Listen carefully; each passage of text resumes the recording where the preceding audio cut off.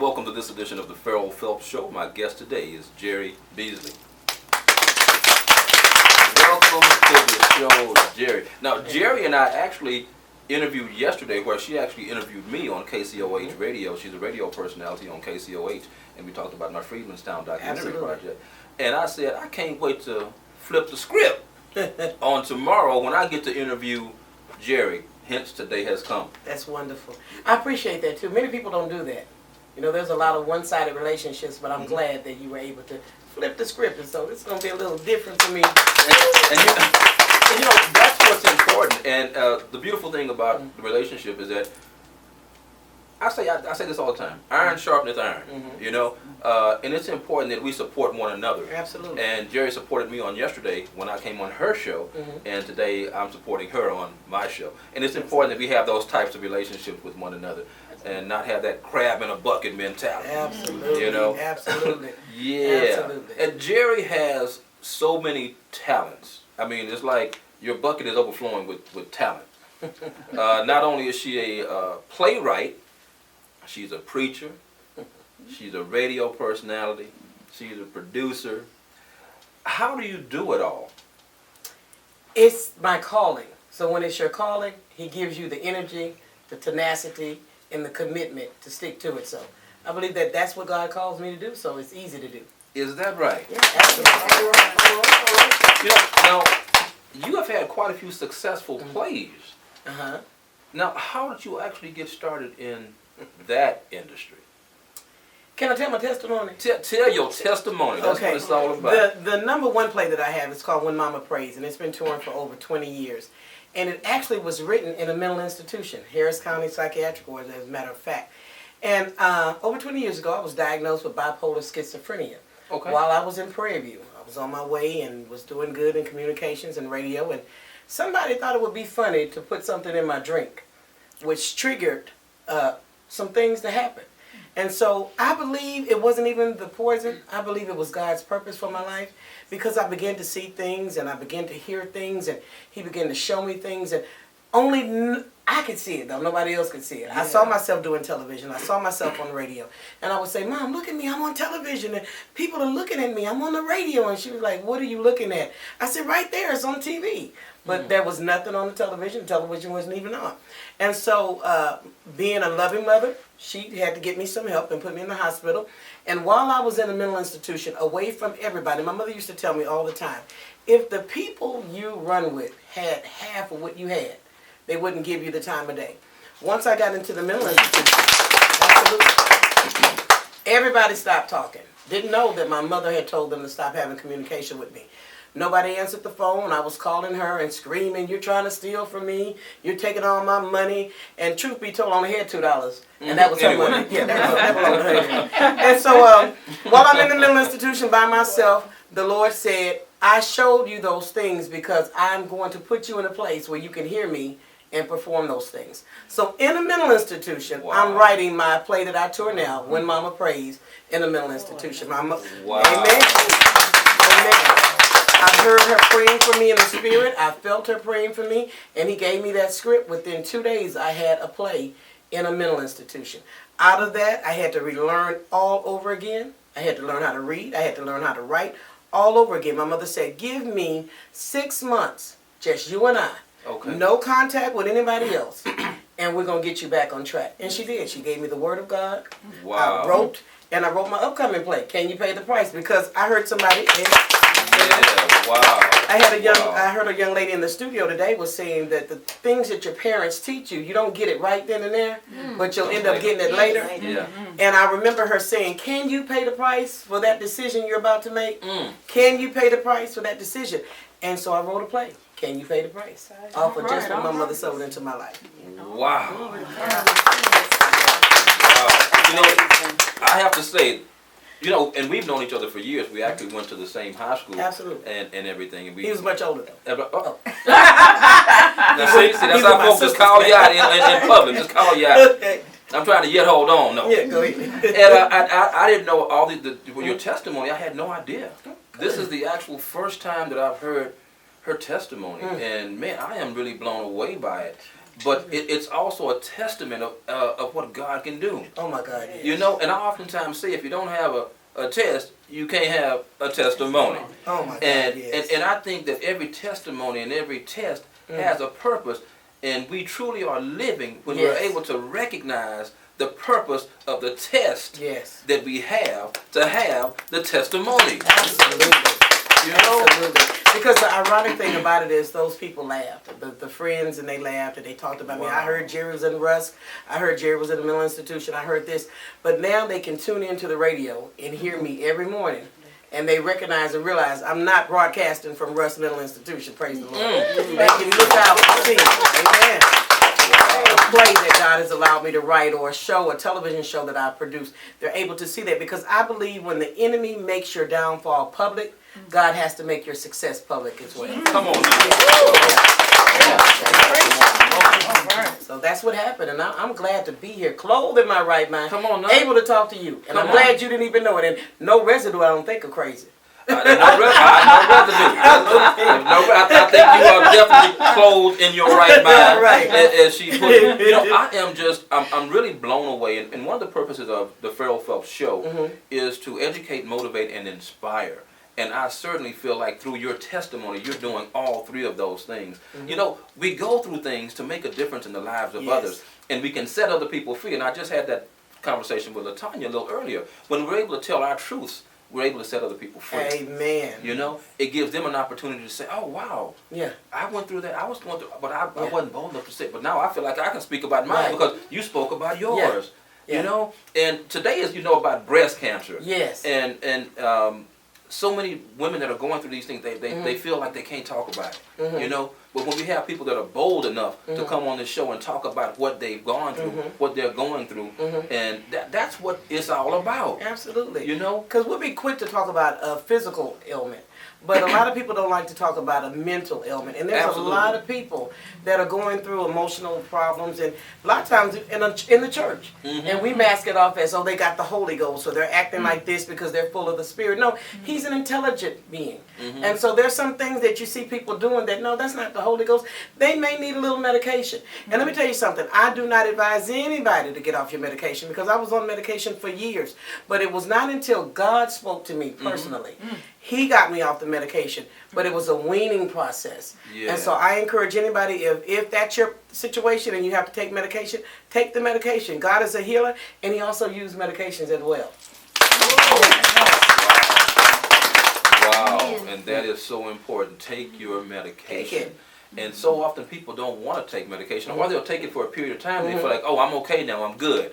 You know, and you go about a week, maybe 2 weeks, and next thing you know, you back in that. It could be schizophrenia, it could be whatever it is. Absolutely. And so I think it's important that you give that message. You know, take your medication. Your medication is important, and it's key. I'm having a wonderful time talking to you right now, listening to your testimony. I'm glad you get to share it with our viewing audience. And I don't know how to say it, but I'm blessed. I'm blessed by what she said. I'm blessed by what she just gave me, because I had no idea about all that. And you know what? You're still standing. Oh, yeah, absolutely. Yeah, you're still standing. And I want to talk to you a little bit more. We ain't done with this. We're going to be back in just a moment with more of the Ferrell Phelps Show. You guys stick around. We'll be back.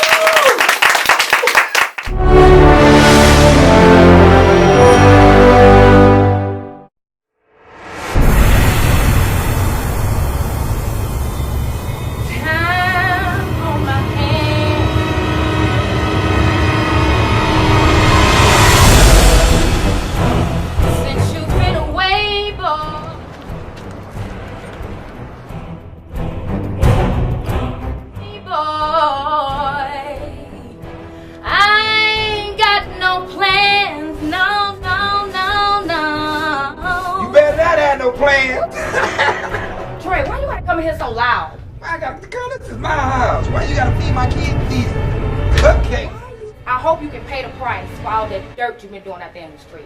Oh, I can do it. Man, look, I like this man. Give him my money.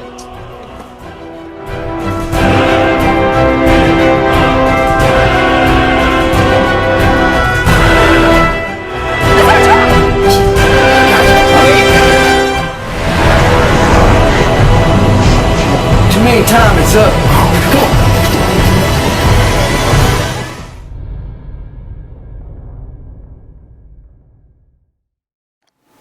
All right, we're back with the Ferrell Phelps Show and my wonderful guest, Jerri Beasley.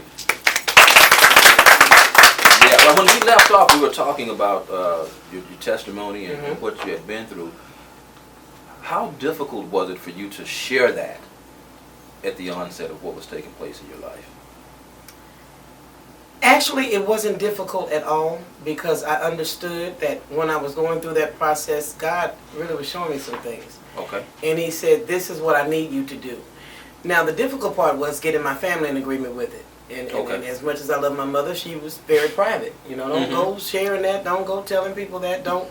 And there was no way I could not because the woman, I just got out the hospital and he'll put me back in here if I don't do what he's leading me to do. Yeah. I've got to share it, and I share it with the way that God has led me to share it. But it wasn't difficult because I knew that God told me to do it at that time. So it hasn't been difficult. In fact, any time that He has led me to share it, just as we were sitting here and breaking, and someone in the studio audience said that their child is going through the same thing, it's for a purpose. Somebody needs to hear it, and somebody needs to know what's going on, because if you don't know what's going on with a person, you will assume they're bad. You will assume that they're just want to tear your house up, because I did the same things. I punched holes, and my mother wasn't having that. So she said, no, you need some help, and I'm grateful because my grandmother and everybody was telling her, don't put her away, don't you put your child away. And she says, this is not my child. Something is wrong with her.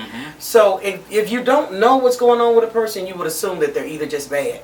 And so there's a chemical breakdown. They call it an imbalance, the salt imbalance in the brain, in the mind, that will cause you. But being spiritual, I know what it is. It is a battle. It's a battle between good and evil, because I was doing things that the enemy wanted me to do, and then God had called me to do what He told me to do, and I tried to do them both. And you just can't do them both. It's just not going to ever work like that. You have to make a decision. Yeah, you got to make it. You got to know if you can pay the price. Come on, and can you pay the price? Now, speaking of can you pay the price, she has a new stage play entitled "Can You Pay the Price?" Now, can you pay the price? I guess it's easy for me to assume, like you say, can you pay the price? Can you pay the price for the sins you commit? Can you pay the price for what you're doing that other people can't see? That's right. Can you pay the price?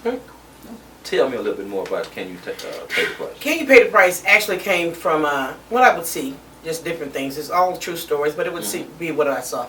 I had a friend who would talk about her son, and she would say, you black this, and you black that, you this, that, you that, and the other. And I wasn't saved then, I was having a good time drinking, but I had an idea, like, girl, stop coming at the boy like that. I knew it was wrong, I just didn't think it was right. I wasn't saved, like I said, so I didn't think there was a religious problem with her. I just thought she was wrong for talking to her son like that. And she would speak that over his life. You just like your no good daddy, you just like this. And he grew up to be exactly like his father. And the Lord showed me it's what we're saying to people. It's what we're saying over our life. You're going to have whatever you speak. And so if you're going to speak that over your child, if you're going to say they're no good, you're black this, you're black that, be prepared to receive that and to have that. And so that's when God began to say, this is what I want you to write. Can you pay the price? It's a story about a mother who loves one child over the other. She plays favors to one. One is her good son, and one is not so good in her eyes, because he reminds her of his no good father, who was a drug dealer and a dope dealer and got killed. And so from there on, there's a whole thing of things that happen, So I don't want to tell you the whole story, but I need you to be there, because you will lead it. I call it a revival. It's a revival in a play that ain't playing. A revival in a play that ain't playing. Yeah. Now, when you talk about in your play how the words from the mother, how they affected the child, we have to be careful of the words we speak from our mouths to our children. Not only to our children, but to our friends and people that are around us. If you can't esteem the person, then just be quiet. Yes. If you can't, if you can't lift me up, then don't tear me down. Absolutely. And I think so often we want to jump on that bandwagon and say these types of things, but the words from our mouth are very powerful. Absolutely. And you used to hear that sticks and stones may break my bones, but words will never harm me. That has to be one of the biggest lies I've ever heard in my life. Yeah, it's a big lie. Because words can harm you more than physical can. And especially when you're a child and your mind is brand new. And you're believing whatever is being said to you. We have to be careful of what we say to the kids. I say it oftentimes. Adults jack up the lives of kids Absolutely. by the things that they do. Absolutely. You know? And it's the adults that have the responsibility to raise these children into productive citizens in our world. Absolutely. Adults, y'all got to step up and think about some of the things y'all doing. Now, yeah, that's just real talk. Yeah. That's real talk. I wanted to also say, man, I could talk all day long. First of all, but I want to go back to mental health and mental health in the black community, because so often when we talk about mental health in the black community, everybody want to run. You know, it's like a taboo. But we got things we got to get out of us to bless our lives and to help us when it comes to our minds. A mind is a powerful thing. We're going to talk a little bit more about mental health when we come back. You guys stick around with more of the Ferrell Phelps Show and Jerri Beasley. We'll be back.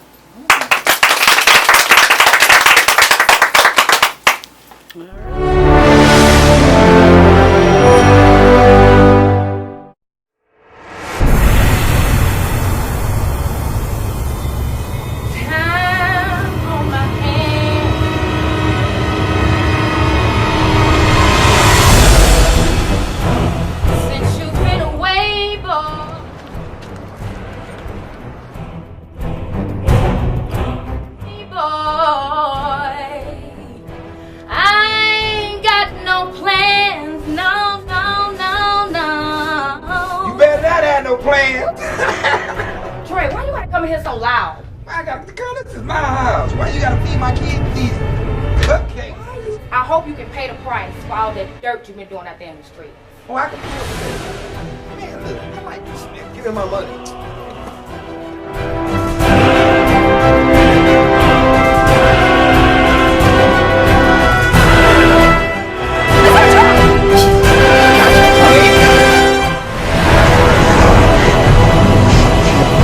Time is up. Come on.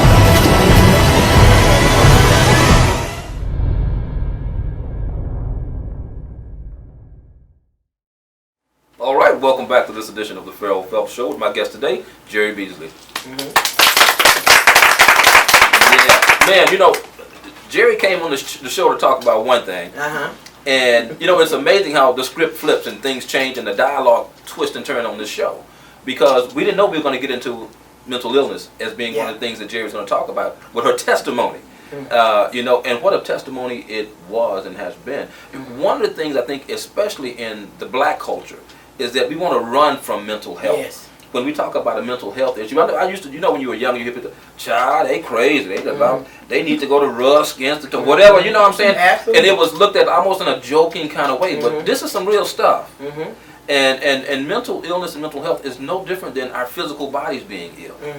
We have things in our minds and chemical imbalances and things of that nature. So I want to ask you, for someone that may be experiencing going through a mental health challenge, you haven't gone through what you've gone through, what might you recommend for that person? Tell someone. I believe in telling someone that you believe that will listen and take you seriously. One thing I can say about within the church culture, a lot of things we want to demonize. You know, they got a demon. They're full of the devil. They're this and this and that. And no, a lot of people are not full of the devil. They're not demonized. Some people just are imbalanced, and it needs to be checked out. And there are things that need to be checked out. Just as a physical ailment, mental health needs to be checked out. It needs to be discussed. If you're hearing things, if you're seeing things, because I was hearing and seeing things. Okay. And I didn't understand it, and I couldn't go to sleep. I was up for days at a time, 3 or 4 days and weeks at a time, and just kept moving and couldn't stop. And God really had to put me in a place. And so I believe that if I did not stop or had an attentive parent, because I didn't go to my mother and tell her what was going on. Okay. I had an attentive parent who was able to say, no, something is not right with you. Something is just off. And so when she put me in the hospital, it was days and weeks at a time that they had put me on medication. Okay. But the medication at times will make you feel like a zombie. And a lot of people don't like to drowsy take it because you're drowsy. But they can adjust that. There's always an adjustment. And the funny thing about taking the medication, I was drinking, smoking, snorting cocaine, doing all that kind of stuff. But when it came to the medication, I don't want that in my body. You know what I'm saying? She done put everything but the kitchen sink in her body. See, there you go. Yeah, so a lot of times we got to get over that. We got to get over. We don't want to put that in our body. Right. No, God made the doctors who made the medicine Yeah. and trust it and take it. Yeah. Yeah. Yeah. And you know what? You're so right about that. Wow. Yeah. Yeah. Yeah. And you know, when it comes to mental health, also, we have to be sensitive to people that are going through that type of challenge. We have to be sensitive. And not only that, but if you're going through a particular challenge in your life, you want people to be sensitive to whatever that challenge is for you as well. So we have to have compassion and understanding when it comes to those types of things. And you know, you were really blessed by having an attentive mother Yes. who actually noticed things changing with you and said, I got to get my baby some help. And that's what mothers do. They try to get their children help with whatever it is that they're experiencing. Just like the lady said earlier in the audience who said that her son wanted her to take him to Conroe, to the Salvation Army. She could have done that, but she knew that's not where he was going to get the help. Because what you have is you go somewhere else and you've got that problem, and then there's somebody else with the same problem, and y'all don't understand you got a problem, and then there's a problem because now you're combating because you both cut off. You got all problems. So you need to be in a place where they specialize. And they're able to give you that treatment and that thing that you need to get you back on kilter. One thing I hate when I hear people say, oh, she just bipolar, or he just bipolar. And a lot of people don't know my testimony. But that disturbs me because they do make fun of it. It's like a joke. It becomes like a joke. But bipolar, schizophrenia, all of that, ADD, all of that, it's an illness that can be treated. And it can be healed, trust me. I'm a living witness that you can be healed. Absolutely. And you know, I think it's a beautiful thing when you're able to sit here and give your testimony and say, you're no longer on medication. No. No longer on medication. Yeah. And oftentimes when you're dealing with situations and circumstances as it relates to mental health, the doctors will tell you you'll have to be on this for the rest of your life. That's not the case for you. No, and the thing is just what we talked about earlier about speaking over your life, because there are some programs that will tell you, say, I am an alcoholic, I am an alcoholic. Well, if you're confessing that over your life on a daily basis, you probably will have that addiction for the rest of your life. When I was taking the medicine, I was saying, as I was taking the medicine, I don't take medicine anymore. While I'm taking the medicine, how I got through smoking cigarettes, I don't smoke no more. When I was drinking, I don't drink anymore. One day I wasn't. And so I believe that I spoke what I wanted to see, and I spoke what God had already presented to me. And you know, that just makes me think from a biblical perspective to speak those things that be not as though they were. And that is truly a testament, and obviously is real because you're living it. Yeah, amen. You're living it. Yeah, man, that is awesome. I can't stop saying how blessed I am to have heard the testimony of Jerri today. And man, the beautiful thing about it is that not just the people that are here are going to get an opportunity to hear this, but it's going to be amazing when this goes out into the universe and blesses other people. Amen. And that, and that's what it's all about. The stage play. Yes. Did you write all this yourself, or do you have co-writers, or how does this work for you? No, I did that by myself with the Holy Spirit. Of course, He wrote it. The Holy Spirit wrote it. And like I said, just seeing different things going on in life, sat down and wrote it. Just like that? Just like that. Wow. So, what number play is this for you? People will be amazed. I've only done 3 in my lifetime. 3. Because He told me anything that He asked me to write, I don't consider myself a playwright. I'm just a woman with a pen who says, God, whatever you need me to write, I'll write it. So there's only been 3, and I haven't had to do any more. Wow. Each of those 3 have run over 15 years. I revamp them, but the story still remains the same. I just tweak it for today's time and keep it going. And that's what I want to encourage people to do. A lot of times we try to recreate something and we haven't done what God has told us to do. We haven't finished doing the thing that He last told us to do. So we're trying to do too many things. No, just tweak what He already gave you to do. And watch what He's going to do. Tweak it. Not twerk, tweak. No, not twerk. You're right. I just had to say that, throw a little humor in there. You know, I had a chance to see some of your, a clip, I think it was. on Trailer. a trailer for this, and I was like, wow, that is good. Here. That is good. You know, it's amazing how many wonderful and talented people we have right here in the city of Houston. And that's what this show is about, exposing the talent in H-Town, as well as telling triumphant stories like the story that you shared with us. How do you actually cast your play? How do you find the actors for it? I know it's going to sound all super spiritual and deep, but honestly, it's the truth. That's all I know. I literally pray for who he wants. I've never had an audition. Never held an audition before, a day in my life. Elizabeth is here. She can tell you some of that. I've never held an audition. If I see somebody, I say, you know what? Come here. Because I want it to be so authentic and so real. And when I pick them, they have lived the life that the play tells about. So that's why I don't want anybody to act. I want them. They said, well, Miss Jerri, I don't act. I said, but you've been through that. So I need you for this. And they come in, and it's just the way God does it. Wow. Yeah. And you know, the beauty of that is when you're selected, the way that you select those people, and you're selecting them because they've been through A, B, C, and D. Those people had no idea that A, B, C, and D would lead them to a stage where they're on a hit play. Come on now, called Can You Pay the Price? Like, I mean, and I say it all the time, man. When you're able to go through your challenge or go through your testimony and live out loud with it, that's when your trial and your test is worth something. Yeah. When you're able to come out of it and share your story, man, that is more than phenomenal. And the beautiful thing is, I don't like to get people that are already well known. God never sends me to somebody who already has a name, or He'll take me to somebody you wouldn't even give a second thought to, maybe, or somebody you never even thought about using or utilizing, and pulling that talent out, because I believe that's what the platform is for. Yes. I believe God gives us a platform in order to allow, just like you're doing, people that may have not met me or known me are able to know me now because you've given me this platform, and I thank you for sharing it.